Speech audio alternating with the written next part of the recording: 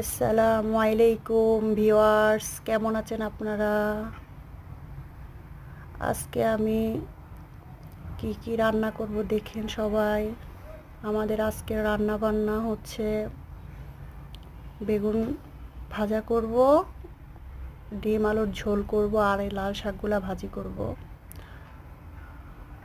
তাই প্রথমে চুলার উপরে আগে পাতিলে ডিম সিদ্ধ বসিয়ে দিলাম, সাথে একটু হলুদ দিলাম। ডিমগুলো সিদ্ধ হওয়ার পরে ছিলে এগুলাতে হলুদ মরিচ মেখে ভালো করে রাখলাম। পরে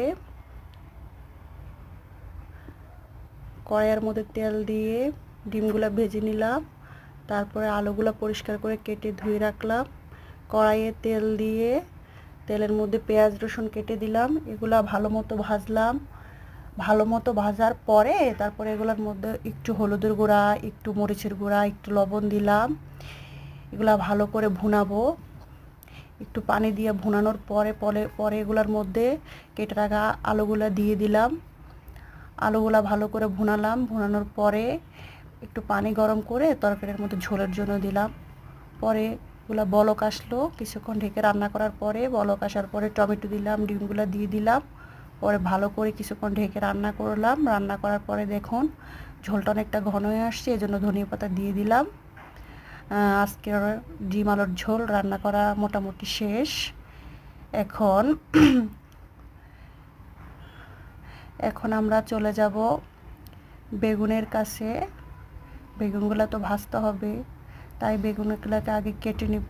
কেটে ধুয়ে পরিষ্কার করে এগুলোতে হলুদ লবণ মেখে এগুলাকে তেলে একটা কড়াইয়ের মধ্যে দিয়ে দিলাম। একটুখানি তেল দিলাম, বেশি তেল দিই নেই, অল্প তেলের মধ্যে ভাজবো। ভালো করে ভাজলাম। এই দেখুন আমার বেগুনের ফাইনাল লুক।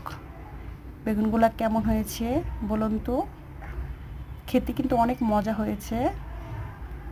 আপনারা সবাই কমেন্টস করে জানাবেন বেগুনগুলোর ভাজি কেমন হয়েছে। আর এই হচ্ছে লাল শাক, এগুলাকে ভালো করে কেটে ধুয়ে পরিষ্কার করে নিলাম। এগুলাকে না ভাপিয়ে আজকে ভাজি করব, তাই প্রথমে তেলের মধ্যে পেঁয়াজ রসুন মরিচ দিয়ে দিলাম। এগুলা ভালো মতো ভাজবো।